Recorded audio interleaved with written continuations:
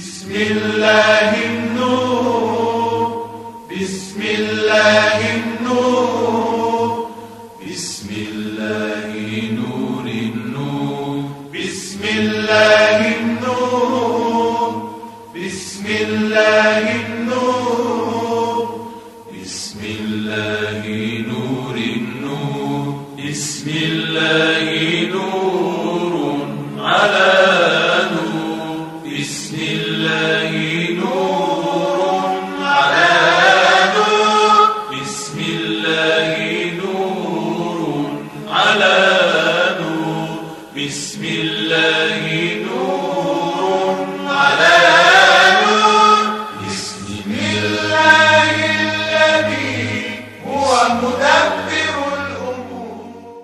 لا حول ولا قوة إلا بالله العلي العظيم. أعوذ بالله من الشيطان الرجيم. بسم الله الرحمن الرحيم. الحمد لله والصلاة والسلام على رسول الله وعلى آله آل الله واللعنة الدائمة الأبدية على أعدائهم أعداء الله من يوم عداوتهم إلى يوم لقاء الله. ہم گفتگو کر رہے تھے دانشگاہ النجف کے رمضان پروگرام کے عقائد کے لیکچر پر، اور عقائد کی بحث جو ہے وہ اب یہاں تک پہنچ گئی ہے کہ امامت اور ولایت کا تصور، ائمہ طاہرین کی تعداد یعنی 12، جس کی وجہ سے شیعوں کو اثنا عشری یعنی 12 اماموں کے ماننے والا کہا جاتا ہے، اور ان میں سے جو 12ویں امام ہے وہ امام مہدی اجل اللہ فرجہ الشریف ہے. تو مہدویت کیا ہے، عقیدہ مہدویت کیا ہے، امام زمانہ کی غیبت سے کیا مراد ہے، ظہور سے کیا مراد ہے، علائم ظہور کیا ہیں، انتظار کی کیفیت کیا ہے، یہ ساری باتیں میرے خیال ہے ہو چکی ہیں. عقائد کی بحث میں اب ظاہر ہے کہ آخرت کی بحث آنی چاہیے، قیامت کی بحث آنی چاہیے، لیکن چونکہ امام زمانہ کی بحث آ چکی ہے لہٰذا اسی کنٹینیویشن میں ہم ایک اور بحث یہاں پر کر لیتے ہیں آج، اور وہ ہے زمانہ غیبت میں ہدایت کا نظام کیا ہوگا. یعنی زمانہ غیبت امام میں امت کی ہدایت کس طرح ہوگی. تو اس سے پہلے ہمیں تھوڑا سا جائزہ لینا چاہیے کہ زمانہ حضور امام میں ہدایت کا نظام کیا تھا.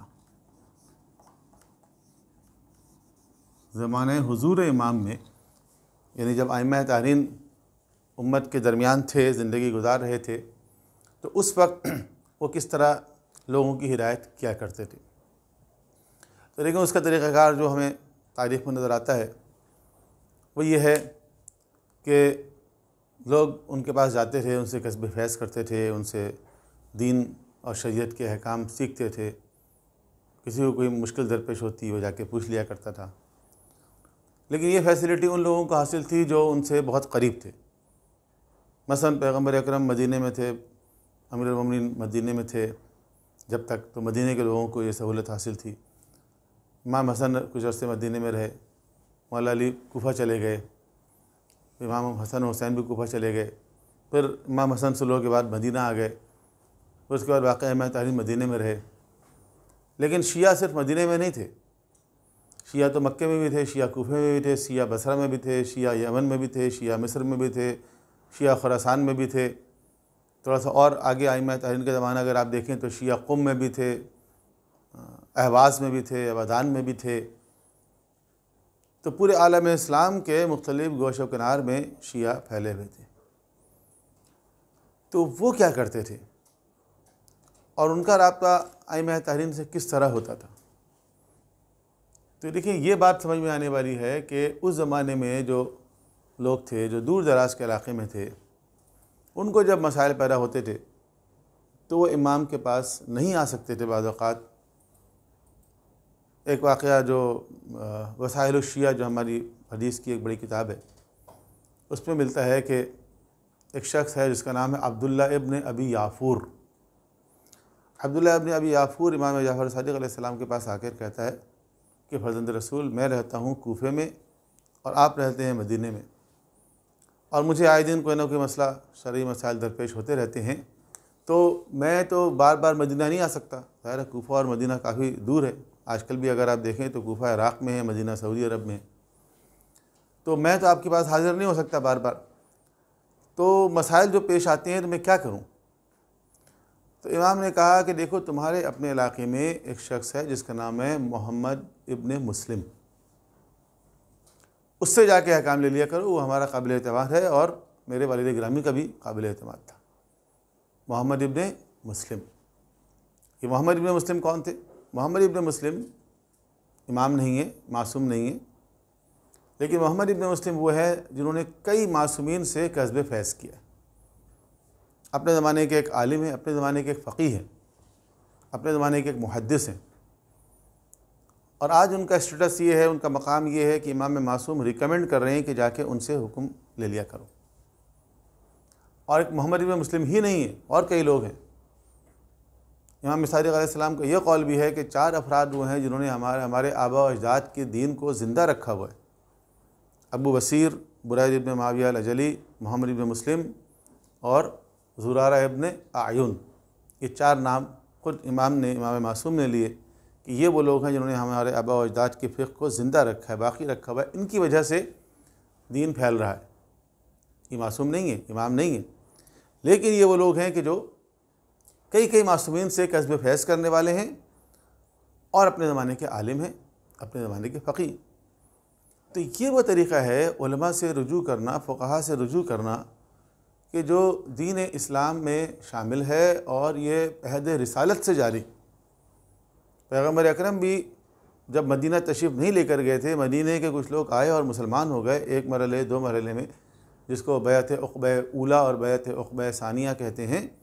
تو انہوں نے درخواست کی کہ آپ خود تشریف لائیں مدینہ میں یا کسی کو بھیجیں تاکہ وہاں تربیت ہو سکے، لوگوں کی تبلیغ ہو سکے وہاں پہ۔ تو پیغمبر اکرم نے ایک نوجوان صحابی تھے جن کا نام تھا مصعب ابن عمیر۔ مصعب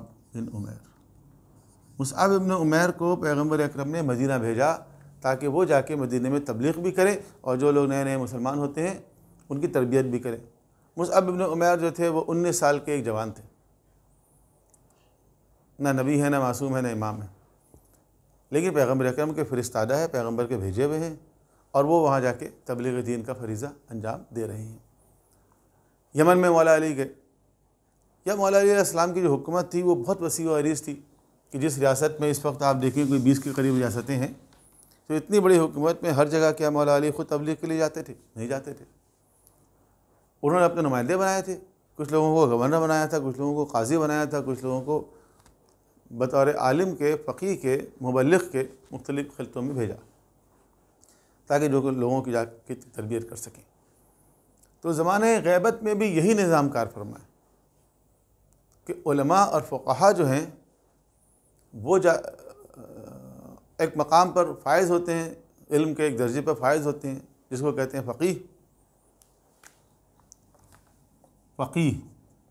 فقیہ کون ہوتا ہے؟ فقیہ کون ہے؟ کیونکہ فقیہ کی بڑی فضیلت آئی ہے۔ پیغمبر اکرم نے فرمایا الفقہاء امناء الرسول، فقہاء جو ہیں وہ رسولوں کے امین ہیں۔ فرمایا العلماء ورثۃ الانبیاء، علماء جو ہیں انبیاء کے وارث ہیں۔ اتنی عظمت، اتنی اہمیت جس شخص کی ہے وہ کون ہوتا ہے؟ فقیہ تو لفظ فقہ کا مطلب ہوتا ہے سمجھ، فقہ، جس کو ہم لوگ عام زبان میں کہتے ہیں فقہ، اصل میں ہے وہ فقہ۔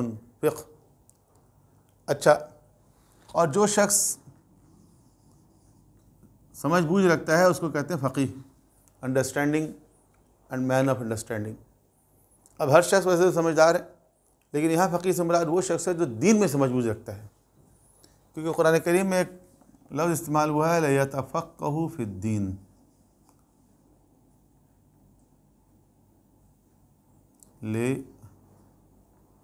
لِيَتَفَقَّهُ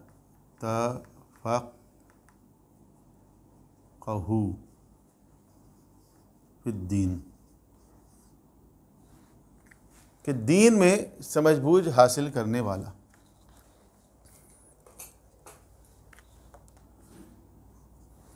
سمجھدار تو بہت سے لوگ ہوتے ہیں، لیکن ہر شخص دین میں سمجھ بوجھ رکھنے والا نہیں ہوتا ہے۔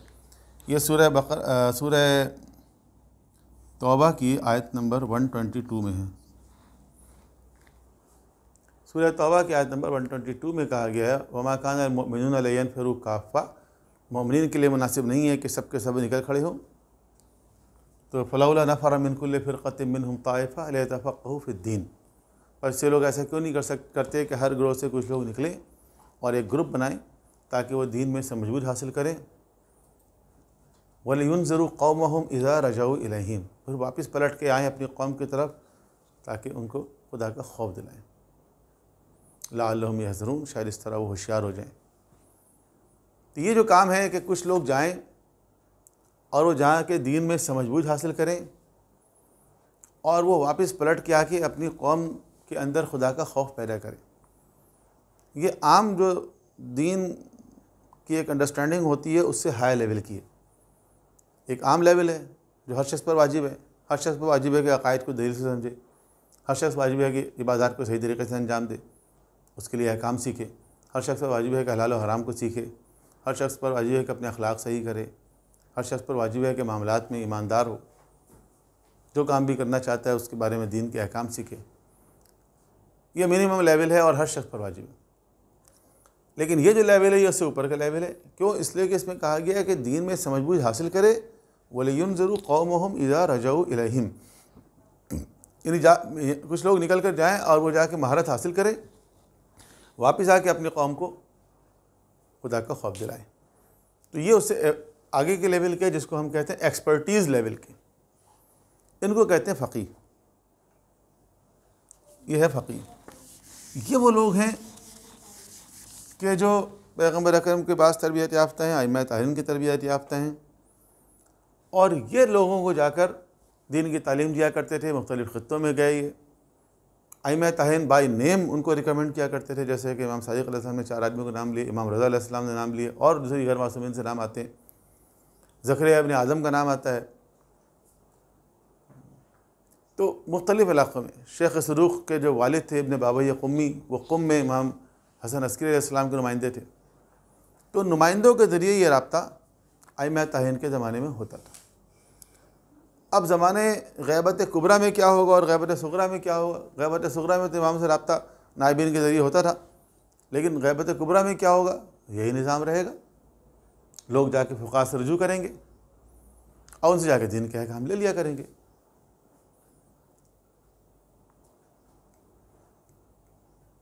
تشریعی معاملات اس طرح چلیں گے، لیکن تکوینی معاملات میں جو ہیں وہ امام معصوم ہی ولایت کے حامل ہیں۔ تکوینی ولایت امام معصوم کی ہے۔ تکوینی ولایت کے بارے میں ہم بتا چکے ہیں اس سے پہلے کہ تکوینی ولایت کا مطلب ہے کہ اس کائنات میں جو خدا کا نمائندہ ہے، جو حجت خدا ہے، وہ کون ہے؟ وہ امام ہے۔ تو تکوینی ولایت امام کے پاس ہے۔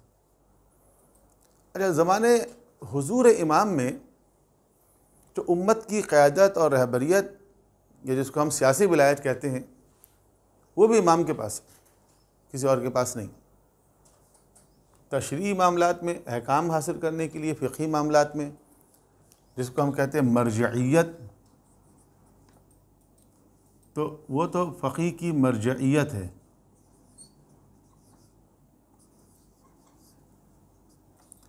اور پلس فقیہ کی قضاوت بھی ہے۔ قضاوت کا مطلب فیصلہ کرنے والا، قاضی بننا۔ اس کے واقعات بہت سارے ہیں۔ ایک مشہور واقعہ ہے عمر ابن حنظلہ کا، کہ جس نے امام صادق علیہ السلام سے کہا کہ فرزند رسول، 2 آدمیوں میں، ہمارے اپنے 2 شیعوں میں آپس میں اختلافات ہو گیا، کسی بات پہ لڑائی ہو گئی، اور انہوں نے جا کے قاضی سے فیصلہ کروایا، ظالم حکمرانوں کے بنائے ہوئے قاضی۔ تو کیا یہ جائز ہے؟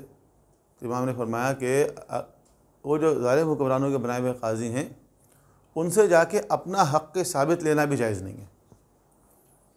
تو اس نے کہا پھر کیا کریں؟ آپ نے فرمایا تم اپنے درمیان دیکھو، جو ہمارے حلال و حرام کو جاننے والے ہوں، ہمارے احکام کے مطابق فیصلہ کرنے والے ہوں، ان کی قضاوت پہ راضی ہو جاؤ۔ اور ائمہ طاہرین کے حلال و حرام کو سب سے زیادہ جاننے والا کون ہوتا ہے؟ فقیہ ہوتا ہے۔ فقیہ سے زیادہ کون جانتا ہے دین کو؟ تو فقیہ کو قاضی بناؤ اور اس کے فیصلے پہ راضی ہو جاؤ۔ اور یہی وہ جملہ امام نے فرمایا کہ ان کا انکار کرنا ہمارا انکار کرنا، الراد علیہم کالراد علینا، اور ہمارا انکار خدا کا انکار ہے۔ اس کو رد کرنا ہمیں رد کرنا، ہمیں رد کرنا خدا کو رد کرنا ہے۔ تو یہ ساری باتیں جا رہی ہیں کس طرف کہ ایک فقیہ جو ہے اس کی مرجعیت ثابت ہے، ایک فقیہ جو ہے اس کی قضاوت ثابت ہے۔ اب اگلا مرحلہ یہ ہے کہ کیا فقیہ کی رہبریت بھی ثابت ہے؟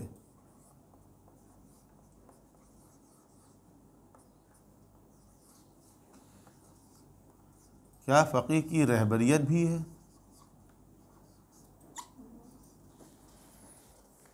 تو دیکھیں زمانہ حضور امام میں تو نہیں ہے، کیونکہ زمانہ حضور امام میں خواہ امام ایک شہر میں ہو یا دوسرے شہر میں ہو یا تیسرے شہر میں ہو، جو اجتماعی معاملہ ہے امت کا وہ امام ہی کے ہاتھ میں ہے اور وہی فیصلہ کریں گے۔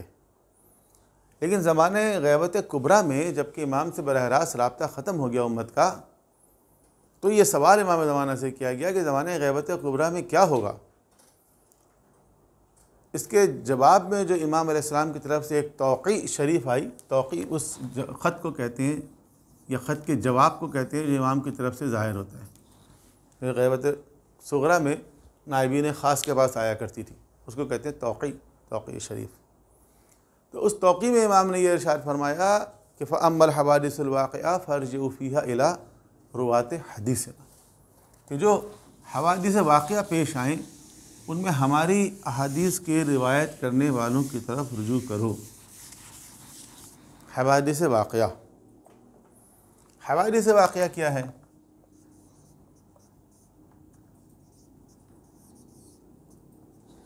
جو ڈے ٹو ڈے افیئر پیش آئیں۔ ایک تو وہ امور ہے جیسے عبادت ہے، جیسے وضو غسل ہے، طلاق و نکاح ہے، اس میں تو پتہ ہے کہ فقیہ سے رجوع کرنا ہے، علماء سے رجوع کرنا ہے۔ لیکن حوادث واقعہ ڈے ٹو ڈے ایشوز سمجھ آئے سامنے، تو اس میں ان سے رجوع کرو جو ہماری حدیث کو بیان کرنے والے ہوں، یعنی ہمارے پوائنٹ آف ویو بیان کرنے والے، ہماری پالیسی کے مطابق چلنے والے ہوں، ان سے رجوع کرو۔ تو سب سے زیادہ ائمہ تحریر کی باتوں کو بیان کرنے والے کون ہیں؟ ایک فقیہ ہے۔ فقیہ سے زیادہ کون ہو سکتا ہے؟ بعض لوگوں کو یہ غلط فہمی ہوئی کہ شاید اس سے مراد محدث ہیں، تو دیکھیں محدث کا کام یہ ہوتا ہے کہ وہ حدیثوں کو جمع کر لیتے ہیں، اور اکثر محدثین سے جمع کرنے میں غلطی بھی ہوتی ہے، کیونکہ ان کا کام یہ ہوتا ہے کہ حدیثیں بکھری ہوئی ہیں ان کو کمپائل کر کے ایک جگہ کر دیں، لیکن ان حدیثوں کو چیک کرنا، ویریفائی کرنا، یہ کس کا کام ہے؟ ایک فقیہ کا کام ہے۔ یہ کام ایک فقیہ کرتا ہے۔ تو اصل میں وہ فقیہ ہے جس کے پاس امام کی طرف سے ایک ولایت حاصل ہے، اور وہ ولایت یہ ہے کہ زمانہ غیبت میں وہ اجتماعی امور کو، سیاسی امور کو اپنے ہاتھ میں لے اور پھر وہ فیصلے کرے، وہ کام کرے جو اصل میں انبیاء علیہ السلام کی طرف سے یا ائمہ تحریر کی طرف سے پہنچا ہے اس تک۔ یعنی اگر پیغمبر ہوتے تو اس وقت کیا حکم دیتے، امیر المومنین ہوتے تو اس وقت کیا حکم دیتے۔ یہ کام کرنا کس کا کام ہے؟ ایک فقیہ کا کام ہے۔ اور یہ فقیہ جو ہے وہ صرف فقیہ نہیں ہے، بلکہ اس کے ساتھ ایک فقیہ عادل، ایک فقیہ عادل کی رہبریت ہے۔ عادل کا مطلب یہ ہے کہ کوئی حرام کام نہ کرتا ہو، کسی واجب کام کو ترک نہ کرتا ہو، تو وہ معصوم نہیں کہلائے گا، بلکہ وہ عادل کہلاتا ہے۔ رہبریت، فقیہ عادل کی رہبریت۔ فقط فقیہ ہونا کافی نہیں، کیونکہ فقیہ جو ہے وہ علم کا ایک درجہ ہے، ایک لیول ہے۔ اسی لیے چھٹے امام کی ایک حدیث ہے جو امام حسن عسکری علیہ السلام کی روایت میں آئی ہے، کہ جس میں آپ نے یہ فرمایا ہے کہ وہ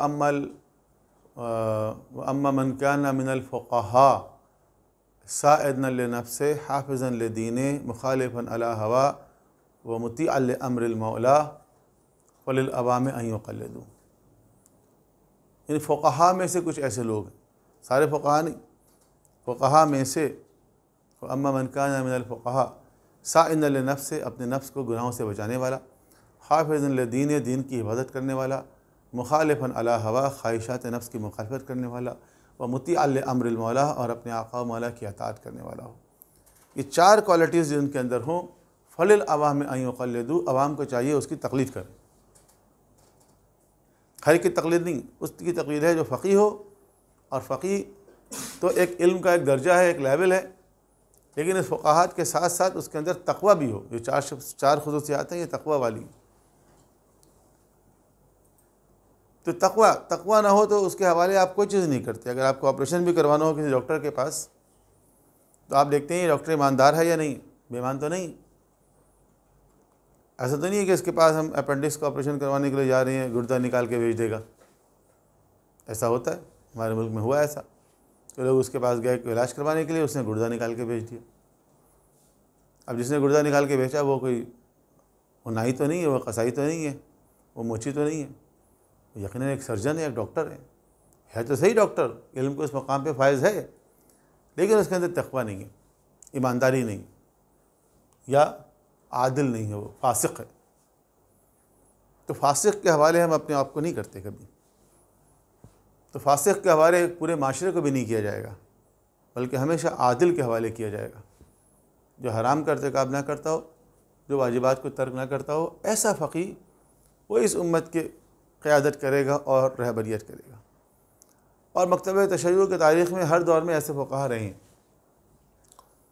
بعض اوقات ایک سے زیادہ بھی رہے ہیں. جب ایک سے زیادہ ہوتے ہیں تو اس میں کوئی ایک فقیہ جو ہے وہ ان اجتماعی امور کو اپنے ہاتھ میں لیتا ہے اور باقی لوگ اس کی نگرانی میں کام کرتے ہیں. جیسے شیخ مفید کا زمانہ تھا تو شیخ طوسی بھی ان کے شاگرد تھے اور سید مرتضیٰ بھی ان کے شاگرد تھے، لیکن شیخ مفید شیعوں کے لیڈر تھے. جب شیخ مفید گزر گئے تو شیخ طوسی بھی تھے، سید مرتضیٰ بھی تھے، لیکن سید مرتضیٰ کے پاس یہ لیڈرشپ آئی. پھر جب سید مرتضیٰ نہیں رہے تو شیخ طوسی کا زمانہ آ گیا. تو ایک سلسلہ ہے جو مختلف ادوار میں شیعہ فقہا کا رہا ہے اور انہوں نے ایک پولیٹیکل رول پلے کیا. کیا ان کے پاس حکومت بھی تھی؟ نہیں، حکومت نہیں تھی اس وقت تک. لیکن کیا حکومت ضروری ہے؟ اگلا سوال تو یہی ہے کہ کیا فقیہ کے لیے حکومت ثابت ہے؟ بعض لوگوں کا خیال یہ کہ زمانہ غیبت میں حکومت قائم نہیں ہوگی، امام زمانہ ہی آ کے قائم کریں گے. تو گویا اسلام کا جو اجتماعی نظام ہے، جو سیاسی نظام ہے، جو اقتصادی نظام ہے، یہ سارا نظام پیغمبر اکرم کے وہ 10 سالہ مدنی جو ریاست ہے اس کے لیے تھا. اس کے بعد پھر 35 سال تک اس کا گیپ آ گیا، 25 سال تک، اور اس کے بعد مولا علی کے 4.5 سال، اور اس کے بعد 6 مہینے امام حسن علیہ السلام کے. اس کے بعد سے لے کے جب تک امام زمانہ کا ظہور ہوگا، اس زمانے میں شیعوں کو گھر پہ بیٹھنا چاہیے، سارے معاملات ظالم حکمرانوں کے حوالے کر دینا چاہیے، اور بس امام زمانہ کا انتظار کرنا چاہیے. اور اسلام کا جو سیاسی نظام ہے، اسلام کا جو عدالتی نظام ہے، اسلام کا جو معاشی نظام ہے، اسلامک نظام زندگی ہے نا، یہ جو نظام زندگی ہے، اس کی جو ڈیٹیلز ہیں، اس کے جو احکام ہیں، یہ سب صرف کتابوں میں لکھنے کے لیے ہیں، امتحان پاس کرنے کے لیے، ٹیسٹ دینے کے لیے، عالم بننے کے لیے، ڈگری لینے کے لیے، اور معاشرے میں فاسق و فاجر حکمرانی کریں گے. تو یہ تو اللہ کے دین کا فلسفہ نہیں ہے. اللہ کا دین تو نافذ ہونے کے لیے آیا ہے. لہذا امام زمانہ جب تشریف لائیں گے تو وہ بھی دین کو نافذ کریں گے، لیکن وہ عالمی سطح پر کریں گے، پوری دنیا میں کریں گے. لیکن جب تک وہ تشریف نہیں لاتے ہیں، ان کے لیے راہیں ہموار کرنا، ان کے لیے ایک ایسا معاشرہ بنانا جس سے ان کو آسانی فراہم ہو. ٹھیک ہے، پوری دنیا میں ہم نہیں کر سکتے، لیکن جہاں جہاں ممکن ہے کہ امام جب تشریف لائیں تو ان کی خدمت میں پیش کریں کہ مولا ہم نے یہ کیا، اس سرزمین کو آپ کے لیے تیار کر دیا، ہموار کر دیا. یہ کام ایک فقیہ عادل کا ہے کہ وہ یہ کام کرے.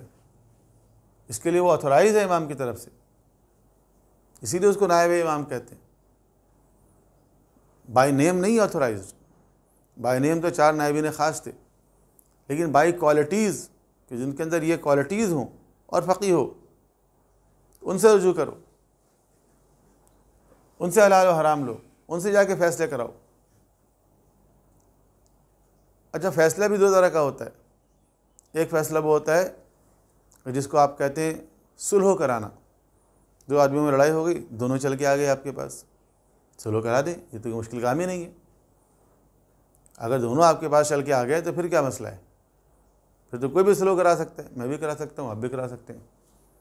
لیکن معاملہ تو پیچیدہ وہاں ہوتا ہے جہاں ایک پارٹی آنے کو تیار ہے، دوسری آنے کو تیار نہیں، یا دونوں آنے کو تیار نہیں ہے، تو وہاں پر فقیہ کیا کرے گا؟ فقیہ کے پاس کوئی ایسی اتھارٹی ہے، اختیار ہے، جس طرح قاضی ہوتا ہے، جس طرح ایک جج ہوتا ہے، جس طرح عدالت ہوتی ہے کہ وہ حکم دیتی ہے فلاں کو اٹھا کے لاؤ، فلاں کو پیش کرو، تو کیا فقیہ کے پاس ایسی کوئی اتھارٹی ہے؟ آتھورائز تو ہے وہ امام کی طرف سے کہ سزا کا نظام جو ہے وہ فقیہ کے پاس ہے، وہی دے گا، کوئی اور نہیں دے سکتا۔ لیکن اس کے پاس اگر اتھارٹی نہ ہو، پاور نہ ہو، تو کیسے دے سکتا ہے سزا؟ تو یہ جب ہوگا جب حکومت قائم ہو۔ اگر یہ حکومت نہ ہو، اختیار نہ ہو، اقتدار نہ ہو، تو یہ کام نہیں ہو سکتا۔ قوانین الہیہ کا نفاذ، کسی کا ہاتھ کاٹنا ہے، کسی کو کوڑے لگانا ہے، جو سزائیں ہیں، پیغمبر نے اپنے زمانے میں سزائیں دیں، امیر المومنین نے اپنے زمانے میں سزائیں دیں، امام زمانہ تشریف لائیں گے، سزائیں دیں گے۔ اب زمانہ غیبت میں کیا ہوگا؟ جتنے جرائم ہو رہے ہیں ہوتے رہیں، کوئی سزا دینے والا نہیں ہے۔ نہیں، ایک اسلامی معاشرے کے اندر ایک نظام قائم ہوگا، اور وہ نظام ایک فقیہ عادل کے ہاتھ میں ہوگا، اور وہ حدود کا اجرا کرے گا، سزاؤں کے نظام کو رائج اور نافذ کرے گا، تاکہ اسلامی معاشرہ محفوظ رہے۔ جب ایران میں شاہ طہماسپ کی حکومت آئی، صفویوں کی حکومت، تو ایک فقیہ کو جبل عامل سے، لبنان سے بلایا گیا، جن کا نام تھا محقق کرکی، اور ان کے لیے ایک ڈکری جاری ہوئی، ان کے لیے ایک سرکاری حکم نامہ جاری ہوا کہ یہ جو ہیں فقیہ محقق کرکی، یہ امام زمانہ کے نمائندے ہیں، اور جو حکم یہ دیں گے شریعت کے احکام سے متعلق، ان سب کو مانا جائے گا۔ سارے علماء نے مانا، عوام نے مانا، اور محقق کرکی تو عرب تھے، انہوں نے آ کے ایران میں احکام کو نافذ کیا سرکاری سرپرستی میں۔ کسی نے کہا کہ عرب ہمارے پر کیوں آ گئے؟ جیسے آج بہت سے لوگ کہتے ہیں کہ ایرانی علماء ہی کیوں؟ تو مسئلہ ایران اور عراق نہیں ہے، نہ ہمارے یہاں کبھی ایسا رہا ہے نجف اور قم میں، جیسے ہمارے برادران اہل سنت کیا ہیں کہ دیوبندی اور بریلوی، ایسا کچھ نہیں ہے۔ جو نجف کے بڑے بڑے علماء ہیں وہ بھی ایرانی تھے، عرب بھی تھے، ایرانی بھی تھے۔ محقق کرکی عرب تھے، شیخ مفید عرب تھے، سید مرتضیٰ عرب تھے، شیخ طوسی ایران کے تھے، طوس کے، مشہد کے۔ اور شیخ طوسی کتنے بڑے عالم تھے کہ آپ کی کتب اربع جو 4 حدیث کی بڑی کتابیں ہیں، اس میں 2 تو شیخ طوسی کی ہیں۔ اور شیخ کلینی جن کی اصول کافی ہے، وہ کون تھے؟ وہ بھی ایران کے تھے۔ کلین کہاں ہے؟ تہران کے قریب جو رے ہے، رے میں کلین ہے، شیخ کلینی وہاں کے تھے۔ شیخ صدوق کہاں کے تھے؟ قم کے تھے، وہ بھی ایران کے تھے۔ اس وقت آیت اللہ سیستانی کہاں کے ہیں؟ سیستان بلوچستان ایران میں ہے۔ آیت اللہ خوئی کہاں کے تھے؟ وہ بھی ایران کے تھے۔ تو مقصد ایران اور عراق نہیں ہے، بلکہ مقصد یہ ہے کہ جو بھی اس مقام پہ فائز ہوگا، مرتبے پہ فائز ہوگا، اس کے پاس ایک ولایت ہے، اور وہ ولایت یہ ہے کہ وہ امام علیہ السلام کی نمائندگی کرتے ہوئے معاشرے میں ایک اسلامی معاشرہ قائم کرنے کی کوشش کرے گا، اور احکام الہی کا نفاذ کرے گا۔ اس کو ہم کہتے ہیں ولایت فقیہ۔ تو وہ ایک حکومت قائم کرے گا تاکہ قوانین کا نفاذ ہو، اور یہ نظام جو ہے وہ غیبت امام میں امام کی نمائندگی کرتے ہوئے ہوگا۔ اب اس حوالے سے کئی سوالات ہیں جو کہ کیے جاتے ہیں۔ مثال کے طور پر،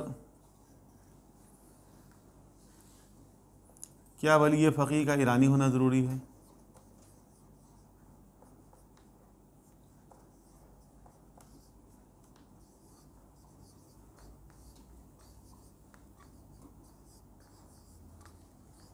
جی نہیں، ولی فقیہ کا ایرانی ہونا ضروری نہیں ہے، نہ ہی ایران کے کانسٹیٹیوشن میں ایسا کچھ لکھا ہوا ہے کہ ولی فقیہ کا ایرانی ہونا ضروری ہے۔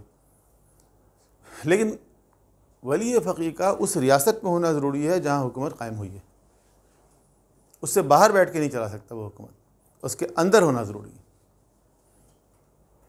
کیا ولی فقیہ کا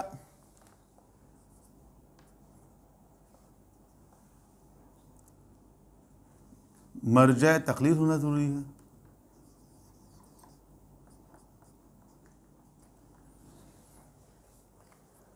تو ولی فقیہ کا مرجع تقلید بھی ہو تو بہت اچھی بات ہے، لیکن نہ بھی ہو تو چونکہ یہ جو کام ہے حکومت چلانا، اس کے لیے ایڈمنسٹریٹو کوالٹی چاہیے،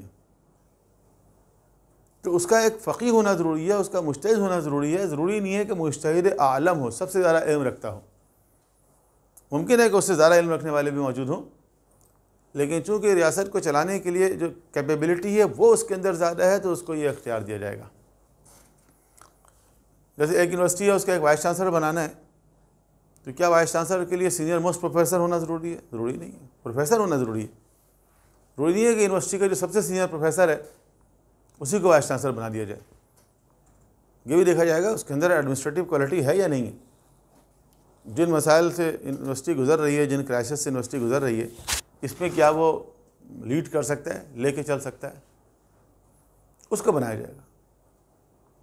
تو یہاں پہ بھی ایسا ہی ہے کہ اگر مرجع تقلید بھی ہو تو بہت اچھی بات ہے، لیکن نہ ہو اگر، یا کچھ لوگ چونکہ مرجع تقلید میں تو انسان خود تشخیص کرتا ہے، کچھ لوگوں کی تشخیص اس طرح ہے کہ یہ عالم مجتہد عالم ہے، کسی کی تشخیص یہ ہے کہ فلاں مجتہد عالم ہے، کوئی بات نہیں، لیکن اجتماعی معاملات میں پابند ہونا ضروری ہے۔ اجتماعی معاملات، ایک یونیورسٹی کا ایک وائس چانسلر ہے، جو وہ حکم صادر کرے گا وہ یونیورسٹی میں چلے گا۔ ایک انڈیویجول، ایک پروفیسر، میں یونیورسٹی میں پروفیسر ہوں، میری تھنکنگ فرض کریں کہ یونیورسٹی کے قانون سے یا یونیورسٹی کے رول سے یا وائس چانسلر کے خیالات سے مختلف ہے۔ فرض کریں ہماری یونیورسٹی میں سیمسٹر سسٹم ہے اور میں سیمسٹر سسٹم کا مخالف ہوں، میں اینول سسٹم کا حامی ہوں، میرے پاس اینول سسٹم کے سپورٹ میں دلیلیں ہیں، آرگومنٹس ہیں، میں دے سکتا ہوں، بیان کر سکتا ہوں، آرگومنٹ کر سکتا ہوں، میں اپنی رائے رکھنے میں آزاد ہوں، میری مرضی، میری رائے اور ہے۔ لیکن اگر میں امتحان لوں گا اسی یونیورسٹی میں رہتے ہوئے تو سیمسٹر سسٹم ہی سے ایگزام دینا پڑے گا، میں اینول سسٹم سے نہیں لے سکتا، کیونکہ میں ایڈمنسٹریٹو معاملات میں پابند ہوں، میری رائے بے شک مختلف ہے لیکن میں بھی پابند ہوں گا۔ تو ایک نظام میں رہتے ہوئے ایک مجتہد کی اپنی رائے ہو سکتی ہے اور وہ ولی فقیہ سے مختلف ہو سکتی ہے، وہ اسلامی حکومت کی پالیسی سے اختلاف بھی کر سکتا ہے، علمی اختلاف، اس کا اظہار بھی کر سکتا ہے مناسب طریقے سے، اگر نظام کو نقصان نہ پہنچے تو اس کا اظہار بھی کر سکتا ہے، لیکن اجتماعی معاملات میں وہ اس نظام کا پابند ہوگا۔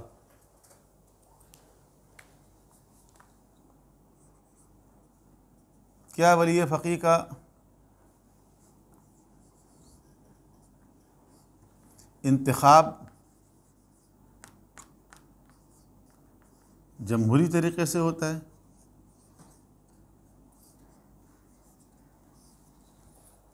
یا کیا اسلام میں جمہوریت ہے؟ تو دیکھیے، بنیادی طور پر جمہوریت کوئی اسلام کا نظام نہیں ہے، یعنی جمہوریت ان اٹس کور کانسیپٹ، جس کو آپ کہتے ہیں میجورٹی از اتھارٹی، کہ جہاں اکثریت ہوگی اس کی بات مان لی جائے گی، جمہوریت کی روح یہی ہے نا۔ تو اس کانسیپٹ کے اوپر تو بہت تنقیدیں ہیں، علامہ اقبال نے بھی کہا ہے جمہوریت ایک طرز حکومت ہے کہ جس میں بندوں کو گنا کرتے ہیں، تولا نہیں کرتے، تولا نہیں کرتے، 49% ایک طرف ہو، 51% ایک طرف ہو تو 51% کی بات مان لی جائے گی، 49 والوں کی نہیں مانی جائے گی۔ لیکن کیا اصولی طور پر یہ بات صحیح ہے کہ جہاں میجورٹی ہو وہاں حق ہے؟ تو ایسا نہیں۔ لیکن ریاست کو قائم کرنے کے لیے جو مغرب نے نظام بنایا ہے، کیونکہ ان کا نظام جو ہے وہ ہے ایک معاہدہ عمرانی پر، لا آف سوشل کانٹیکٹ کے اوپر، کہ لوگ باہم مل کر ایک حکومت بناتے ہیں اور اس میں ہر شخص کو حق ہے کہ حکومت کرے، تو وہ اپنا حق ووٹ دے کر کچھ لوگوں کو منتخب کر کے پارلیمنٹ میں بھیجتا ہے، اور کیا چاہتا ہے کہ وہ جو اپنا حق ہے اس سے دستبردار ہو جائے، اس کی جگہ یہ لوگ اصل میں نمائندگی کریں، اور پھر وہ سب مل کے وہاں جا کے بیٹھتے ہیں اور وہ ایک ہیڈ آف دا اسٹیٹ بناتے ہیں. اس کو کہتے ہیں جمہوریت. تو یہاں اسلام میں ایز اٹ از یہی چیز تو نہیں، کیونکہ یہ جو نظام ہے خاص طور پہ ولایت فقیہ کا نظام، یہ تو نظام ولایت ہے. اور نظام ولایت میں ولایت خدا کی ہے اور رسول کی ہے اور ائمہ تعین کی ہے. اور یہ جو فقیہ ہے یہ اصل میں امام کی ولایت اس کے پاس ہے as a deputy ship, as a نائب. جیسے کہ امام نے کہا کہ فَإِنَّهُ حُجَّتِي عَلَيْكُمْ، وہ ہماری طرف سے تم پر حجت ہیں اور ہم اللہ کی طرف سے حجت ہیں. اس لیے ہم ان کو کہتے ہیں نائب، نمائندہ امام، نائب امام. جیسے مولا علی نے فرض کریں اپنے زمانے میں کسی کو کوفے کا حاکم بنایا، اب وہ امام علی علیہ السلام کا بنایا ہوا نمائندہ ہے، تو اجتماعی معاملات میں اس کی اطاعت ہوگی نا، کیونکہ وہ معصوم نہیں ہے لیکن امام کا بنایا ہوا نمائندہ ہے. یا امام کا بنایا ہوا کوئی قاضی ہے، اس کی بات مانیں گے یا نہیں مانیں گے؟ اس کی بات ماننی پڑے گی کیونکہ امام کا بنایا ہوا قاضی ہے. اچھا وہ معصوم نہیں ہے، کیا اس سے غلطی ہو سکتی ہے؟ بالکل ہو سکتی ہے، چاہے غلطی ہو رہی ہو، لیکن اجتماعی معاملات میں اسی کی بات چلے گی. تو جمہوریت نہیں ہے اس طرح کی، لیکن یہاں پر اس جمہوریت کو انٹرٹین کرنے کے لیے ایک وے آؤٹ نکالا گیا ہے، اور وہ وے آؤٹ یہ ہے کہ وہ شرائط جو کسی بھی عہدے پر فائز ہونے کے لیے ضروری ہے، فرض کر لیں کہ پارلیمنٹ کا ممبر بننے کے لیے ضروری ہے، قاضی بننے کے لیے ضروری ہے، یا اس طرح کا کوئی اور عہدہ ہے جس کے لیے ضروری ہے، تو پھر دیکھا جائے گا کہ ان شرائط کے حامل اس معاشرے کے اندر کتنے لوگ ہیں. اگر فرض کریں کہ ایک سے زیادہ لوگ ہیں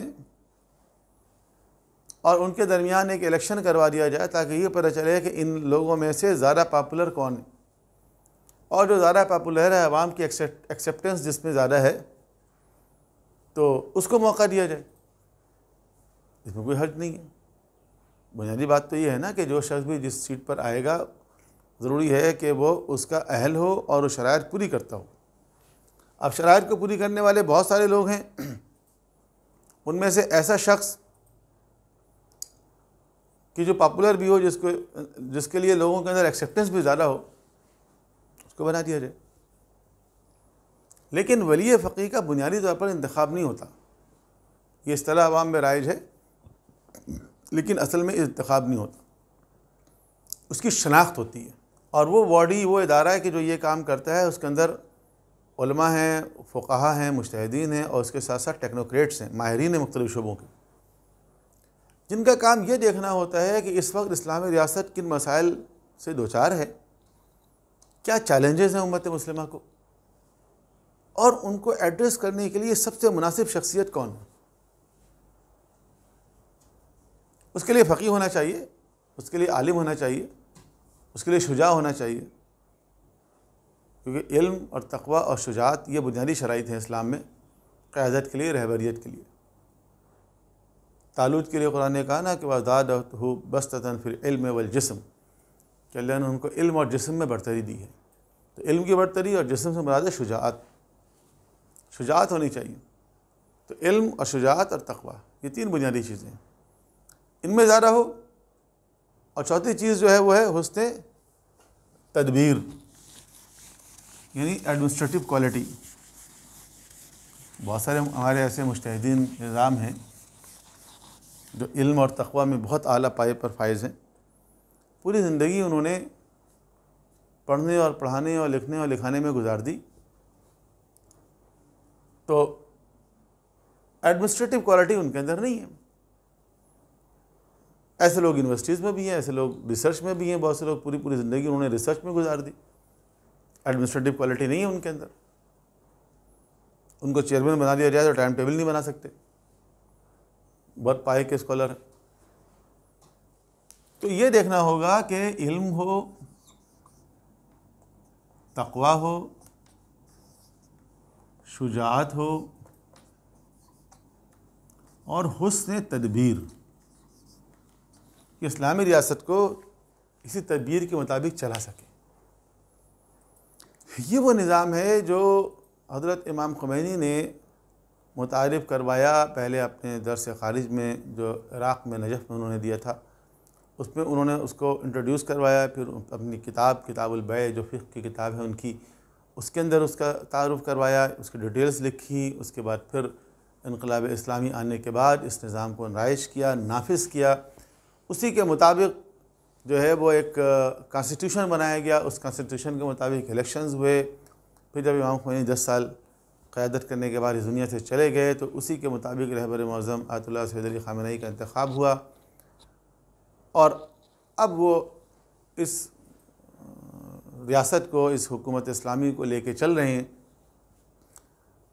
اور آپ دیکھیں کہ گزشتہ جو 30-40 سالوں کے اندر جو اہم فیصلے ہوئے ہیں وہ کس طرح ہوئے ہیں، اس کے اندر کس طرح علم اور تقوی اور شجاعت اور حسن تدبیر کا انہوں نے مظاہرہ کیا، کس طرح ظالم جابر قوتوں نے نقصان پہنچانے کی کوشش کی، بیک وقت امریکہ، اسرائیل، سعودی عرب، اندرونی بیرونی خدشات، سازشیں، جنگ مسلط ہوئی، ان تمام چیزوں کے باوجود کس خوبی سے، کس کمال کے ساتھ انہوں نے مقابلہ بھی کیا، استعمار کی، طاغوت کی آنکھوں میں آنکھیں ڈال کے بات کی، اور اس امت کو ایسی قیادت اور رہبریت فراہم کی کہ شیعہ تو شیعہ ہیں، سنی بھی اس چیز سے متاثر ہیں کہ ایسی لیڈرشپ کہیں نہیں ہے۔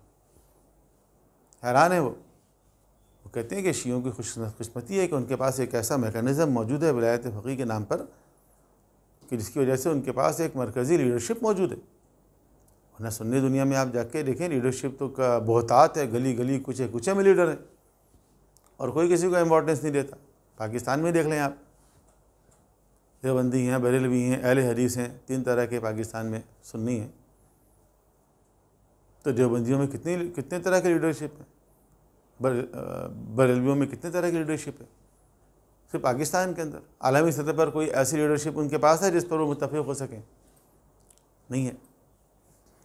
تو یہ شیعوں کی خوش قسمتی ہے کہ ان کے پاس ایک ایسا میکانزم ہے اس دور میں بھی، اور وہ پروف ہو رہا ہے کہ ہر سطح پر، ہر مقابلے پہ، خواہ وہ امریکہ اور اسرائیل ہو، یا وہ سعودی عرب ہو، داعش ہو، یا دوسرے دہشت گرد تنظیمیں ہوں، مقامات مقدسہ کا تحفظ ہو، کون آگے آیا، کس نے قیادت کی، کس نے رہبریت کی؟ جو عالم اسلام کے ایشوز ہیں اس میں کس کی آواز آتی ہے؟ سعودی عرب سے تو آواز نہیں آ رہی ہے، مصر سے تو آواز نہیں آ رہی ہے، ترکی سے تو آواز نہیں آ رہی ہے،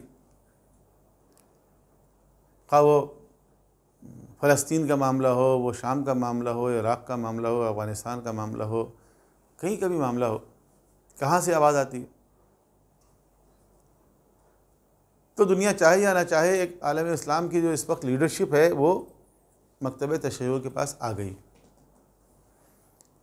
تو دیکھیں یہ سب کچھ جو ہے وہ اصل میں امام زمانہ کے ظہور کے لیے ایک مقدمہ ہے، تاکہ جب امام علیہ السلام تشریف لائیں تو ان کی خدمت میں یہ تحفے کے طور پر، ہدیے کے طور پر پیش کیا جائے، جیسا کہ روایتوں میں بھی ہے کہ امام علیہ السلام جب تشریف لائیں گے تو اس سے پہلے 3 طرح کے گروہ قیام کریں گے۔ سفیانی نکل کے آئے گا مقابلہ کرنے کے لیے، جو قابض ہو جائے گا شام میں پر، عراق پر، اور یہاں سے خراسانی، ایران سے نکلیں گے، ایک لیڈرشپ ایران کی ہوگی خراسانی، ایک لیڈرشپ یمن سے ہوگی یمانی۔ سفیانی اپنا ایک لشکر خراسان بھیجے گا مقابلہ کرنے کے لیے، ایک لشکر مکے کی طرف بھیجے گا امام زمانہ سے مقابلہ کرنے کے لیے۔ خراسان آنے والا لشکر جو ہے وہ شکست کھائے گا، مکے کی طرف جانے والا لشکر دھنس جائے گا زمین میں، اور پھر یہ خراسانی جا کے امام سے ملحق ہوں گے، ادھر سے یمانی آ کے ملحق ہوں گے، اور امام جب تشریف لائیں گے یہاں پر تو ان کا مقابلہ پھر سفیانی سے ہوگا۔ تو اس طرح یہ سب پیشن گوئی ہے، اور یہ سب زمین ہموار ہو رہی ہے آہستہ آہستہ، اور دنیا اسی طرف آہستہ آہستہ بڑھ رہی ہے، ایک قیادت کی طرف، ایک رہبریت کی طرف، ایک امامت کی طرف۔ تو زمانہ غیبت میں ہماری ایک ذمہ داری یہ بھی ہے کہ ہم ان شخصیات کی شناخت کریں، پہچان کریں جو اصل میں اس سلسلہ ولایت کی کڑی، کیونکہ ہم اگر اس سلسلہ ولایت سے متمسک رہیں گے تو امام زمانہ کا ظہور ہوگا تو ان سے آسانی کے ساتھ ملحق ہو جائیں گے، اور اگر ہم اس سے منسلک نہیں رہیں گے تو ممکن ہے کہ ہم شناخت بھی نہ کر پائیں کہ کیا واقعی امام کا ظہور ہو گیا ہے۔ اس دعا کے ساتھ میں ختم کرتا ہوں کہ خداوند عالم ہمیں دین مبین اسلام کی تعلیمات کو سمجھنے کی توفیق عطا فرمائے، اور ان تعلیمات کی روشنی میں اپنی زندگی استوار کرنے کی توفیق عطا فرمائے۔ السلام علیکم ورحمۃ اللہ وبرکاتہ۔